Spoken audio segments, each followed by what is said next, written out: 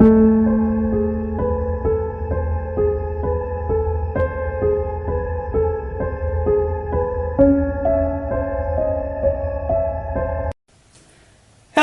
everyone, Phoenix Knight here. Welcome to the channel, and welcome back to the spring campaign for Arkham Horror, the card game. Earlier this morning when we did the gathering, we picked up 7 experience total, but Daisy, as our lead investigator, picked up a mental trauma from watching her house burn down to the ground. Now we're going to take that 7 experience and spend it on new cards for the deck, and potentially some upgrades. So with that little musing, let's move into upgrades, and we'll start off with the lead investigator from the last scenario, Daisy.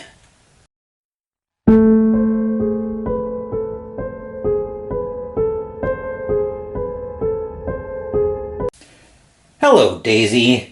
Standard Seeker upgrade to start here. So we're going to take the deduction level 0s, which are 1 lore on commit, and if you're successful while investigating, discover 1 additional clue at the location. And we're going to upgrade both of them to level 2. So the upgrade here gets you an extra lore on commit, and another clue if you succeed by 2 or more. So that'll be nice and quick there. As for Daisy's other 3 experience, she came into the campaign with her ally slot being somewhat crowded, but this is a touch misleading, because the reason it's crowded is because once I'm able to get a tome out of Daisy's deck, I don't usually mind throwing the research librarian in front of something. So, of the allies, Milan would be the one I'd keep. But now that I have Lita in the deck that I want to keep out as well, now I need a Charisma to give me an extra ally slot, which Charisma will do exactly that. So we'll get that into the deck as well. I'll give these 2 deductions a quick shuffle. We'll give the whole deck a shuffle. And as always, the deck list, I will be upgrading I'll be adding the new deck lists to the description of this video. So you'll be able to see the deck progression on Arkham DB throughout the course of the entire campaign. But that is it for Daisy. Now let's move over to Zoe. Hello, Zoe. Your upgrades will be similarly simple. We'll take the level 0 Vicious Blow, which we saw earlier in the campaign, and which we saw in the first scenario, and we'll upgrade both of them to level 2. So similar to Deduction, we'll get an extra combat on commit and another damage if we succeed by 2 or more. So as we saw in the first scenario, at least for those enemies, Zoe was up a lot. I don't know if that will still be the case in later scenarios, but we'll definitely find out on that front. And then for her last 3 experience, we're going to take one of her enchanted blades and upgrade it to the level 3 Guardian version. So we'll take a quick look at this. We also pick up a lore on commit. We get an extra combat for the attack when we attack with a base. And then if we succeed, we can spend one charge to empower the blade, dealing +1 damage for the attack. If the blade's empowered and we defeat an enemy, we can draw a card and heal a horror off of that. So that'll give us another way to help with Zoe's somewhat suspect sanity. I mean, she has a 6 sanity, but still, that can be a little bit perilous, especially with enemies that deal a lot of sanity damage. So I like being able to protect that when I can, whether it's using Daisy as my sanity wall or ways to be able to heal it. But give this one more shuffle and a cut, and that will be it for Zoe. So now let's move back up top for the tarot reading.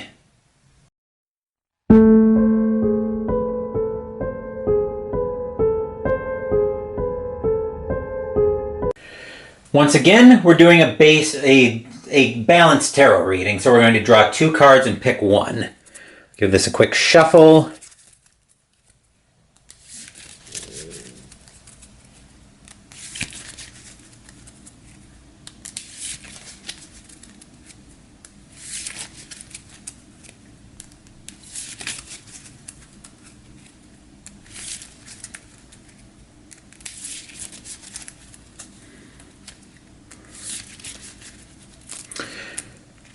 And a cut.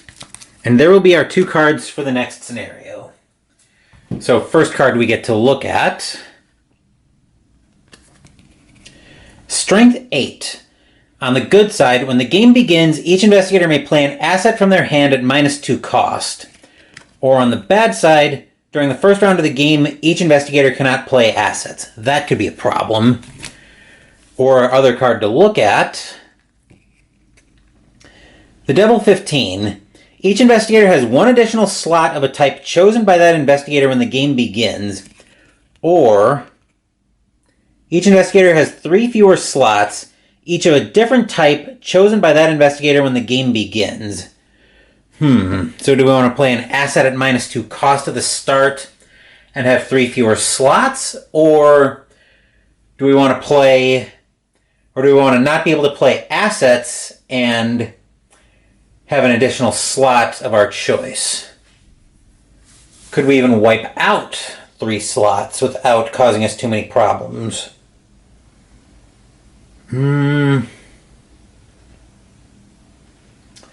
We could go Tarot Armor and I don't want to go Accessory because that would gimp both of them actually. And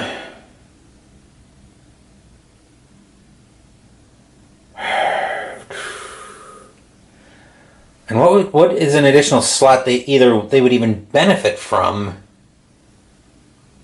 Maybe a hand slot for Zoe?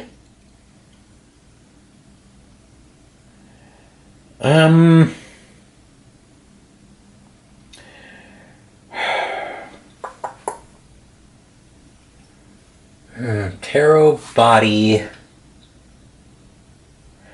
I'm going to shut the camera off and have a think on this one. Okay, so after a bit of consideration and thought, we are going to flip the Devil 15 because I can take out Tarot, Body, and 1 Arcane slot because those are slots we don't use very much. So I'm going to go ahead and make notes of all of this.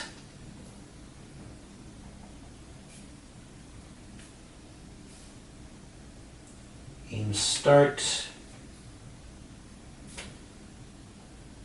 Asset at -2 cost, and bad is Devil 15.